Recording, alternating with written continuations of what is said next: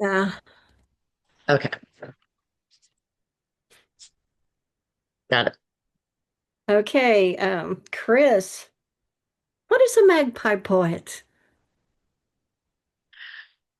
Um, so my first publisher asked me what kind of poet I was, and I just blurted out Magpie Poet because a little bit of this, little bit of that, magpies are notoriously drawn to shiny things and um, never shut up. So I just kind of pulled it out of thin air and dug it, so I kept it. Well, has that caught on as a phrase? Because I just put it out there on a search. What is a magpie poet? Just in case, right? And it said something similar to what you said, and then it says, as in Christine, and it had your yeah, link. So I think you started something. Okay, That's hilarious. what is your journey? A little bit about your journey as a poet. If you've been writing most of your life, or you just something traumatic happened and you started writing big time, or tell me a little bit something about what brought you into this life poetically. Um, I guess more the second one. I mean, I wrote here and there in high school, like most people, I think. But yeah, 2018, it just the stars aligned and everything kind of went to crap, and I started writing to deal with the way I was feeling about things, and discovered that if I got it out on paper, it made more room in my head, and I could look at it from a different angle. Uh, Made a little bit more sense. Then a friend of mine kind of kicked my butt into going to an open mic, and the response I got from people saying, "Me too," um, kind of encouraged me, I guess, to keep writing and keep sharing. hmm let's see. I started seeing you about 2 years ago in my feed, and you were writing some good poetry. And I was surprised that some months ago you were on a reading with my gas group or some of the people on that group, and you said it was your first reading. And I believe we had some contact before you went to the Beat Poetry Festival. I think that was your first time, was it? Just a recent, Yes. yeah. And did you not know any of the Beat poets before you went there? The ones Well, from, yeah, go, the reading that you're referring to was actually my first online reading. yeah, right. I'd never, yeah, done a Zoom reading before. Uh, I met Ron Whitehead 2 years ago. Actually, 2 years ago, this last month. Um, and until I went to Connecticut, I think he is the only Beat Poet Laureate I'd ever met in person. Um, but I followed several of them online and their work, and I wanted to go because I wanted to learn how to be not just a better poet for myself, but to better serve my community. And the wealth of information and knowledge and experience that exists within the beat poetry community is just invaluable. And everybody had such an amazing heart and were so happy to share what they knew, what worked for them, what didn't. It was absolutely wonderful experience, So life changing. the doors blew open, and now you're helping produce what is that festival? Oh gosh, I'm gonna GonzoFest. yes, right Sorry. for the writer Hunter S. Thompson, or in honor of him, Yes. and you're Yes. co-producer now, and I think you're producing also a book by Ron Whitehead, aren't you? Or have already done? Uh, yes, we did. He Keeping the Flame Alive Press published Crow and Outlaw. Mm. And right now I'm working on With No Ground Beneath My Feet. That should be out in January All right. for Ron. You sure hit the ground So running with the National Beat Poetry Foundation. Tell me about keeping the flame alive. Like when you started that, I know it's with Wendy, right? You co-produce and edit. yeah, I co-founded it with Wendy Cartwright, and this past September, she is in her final year of school for her master's and getting ready to and applying at different PhD programs. So her time went from here to help to this much. Uh, So she stepped away in September. It's just me now. mhm. But the whole reason it came to be was Indiana is the strange place where I'm from. There are poets. You cannot kick over a rock without finding a poet, but they all tend to want to stay under their rocks and not come out and play. So my idea was to start a magazine that just something small that was left in coffee shops and local establishments for free to the public to help get more voices out there, to give them a place to be heard if they didn't want to come to open mics. Uh, and in a year, it went from a single piece of paper folded to now they are full size 8.5 by 11 booklets that the last one I think was 77 pages long and receive submissions from around the world. And we still making them at home on the kitchen table, kind of like a scrapbook, and leaving them in, we have 4 different establishments that let us litter the premises with copies. I think it's great. That's kind of how we used to do it in the olden days, and you are keeping the flame alive. Thanks. So about what Doing time my best. was that? Just 2, 3 years ago, or like 10 years ago? Just the time frame, kind of when that started. A year and a half ago was the Oh, first one. oh, wow. Like I say, you did hit the ground running with flame coming out your heels. Wow. What other projects or what other projects are you working on, dreaming about, or participating in with other people? Just whatever. Um, a lot of what I work on kind of happens by accident. The whole publishing books was by accident. Uh, I've designed several broadsides um, for poets, and that was Kent Fielding asked me, "Do you think you can do it?" And I'm the kind of idiot that says, "Well, if I can, I'll figure it out. Let's do it."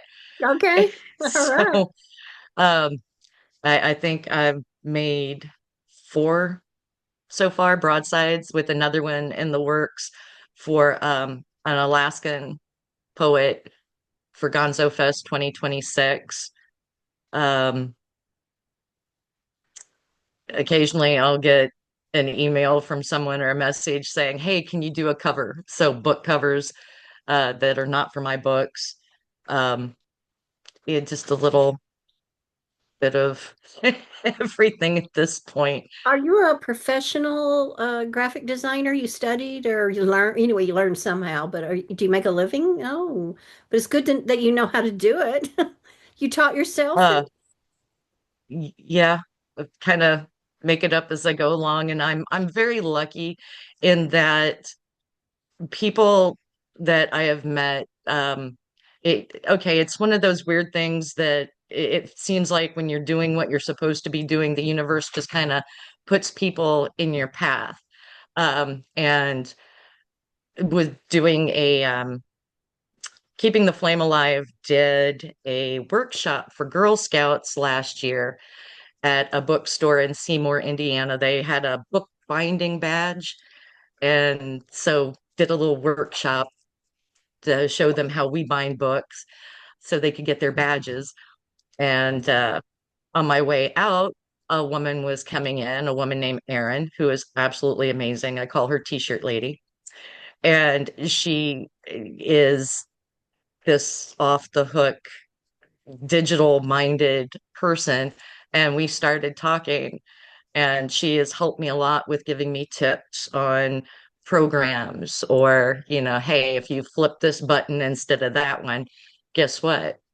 Um, I was introduced to a printer who gave me a lot of information about everything I was doing wrong, which helped a lot. So I've just been very lucky to meet people who liked helping other people Hmm. that have helped me along that And path. and in turn, or just naturally, you help other people too. So we all help each Hey, other. That's pass it along. yeah.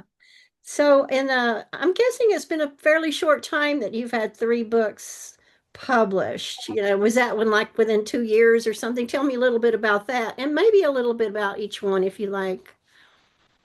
The first one came out, it was released in November of 23, I believe, and it's Tales from a Broken Girl. Um, it was originally published through Storylines Press, which is retired now, so reprinted.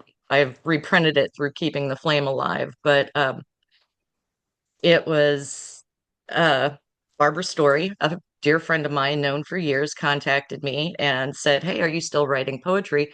Because I am starting a publishing company, and I want to read." Because she'd read some of my work when I first started writing poetry. She said, "I want to see how far you've come." And we ended up doing Tales from a Broken Girl together, which is pretty much mostly the poetry from, the earlier poetry I wrote. Uh, then the next March, we published We're All Stories in the End, uh, because I tend to write in spurts. And when I write a lot. So it kind of piled up. Um, my latest book, Pyre, Mhm. came out, oh wow, I want to say early August, mid-August. Um, and it's a little bit different than the first two. It's, I guess, I don't want to say angrier, but More uh, passionate or something? Well, anger's a yeah, maybe more aware of what's going on in the world outside of my own living room, I guess, mm, or my own little hill out here in the country. I don't want to say it's more socially minded, but it's definitely more humanist minded. yeah. And if you're So, listening to anything outside your own head, which we are, then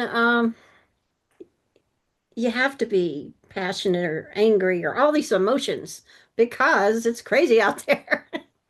Would you, yes, yeah, it is. would And, you, I don't think people or art can really thrive in a vacuum. hmm, yeah, And I guess the third book feels more like stepping out of my own little vacuum hmm. more than the first two. But it will connect to all these people who feel similarly, and it'll be healing for everyone, including you. So, would you like to I read, hope so. would you like to read a piece from Pyre?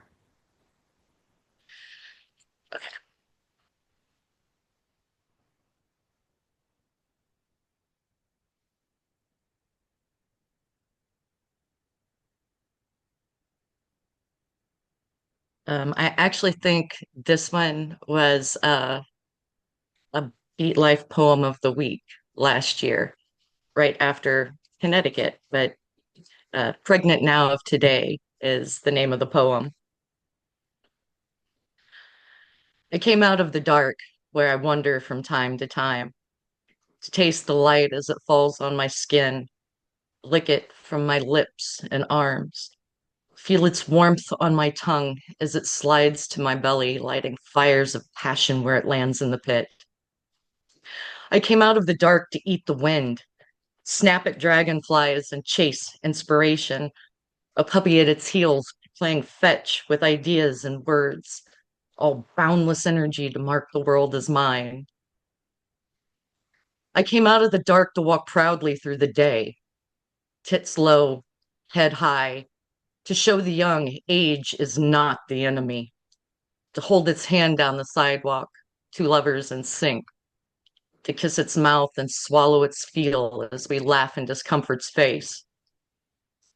I came out of the dark to place truth on the table, a dish whose flavor only comes when it's shared, served on rusty plates, gold forks, paper cups, always paired with a glass of gratitude, bottle passed freely between winos in the park.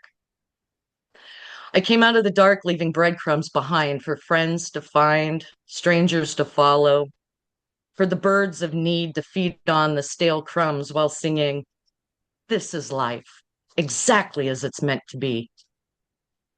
I came out of the dark done with rest, shaking droplets of cold from my fur and flicking bits of loneliness from my teeth, ready to wrap myself in the desires of the moment while going naked underneath, squatting to touch the earth, steady eyes, empty from the night, hungry to be filled with the pregnant now of today.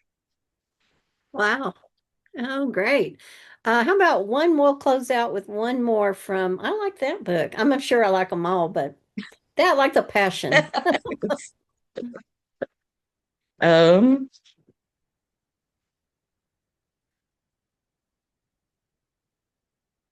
hmm. Pardon the cats running zoomies everywhere. Uh, okay.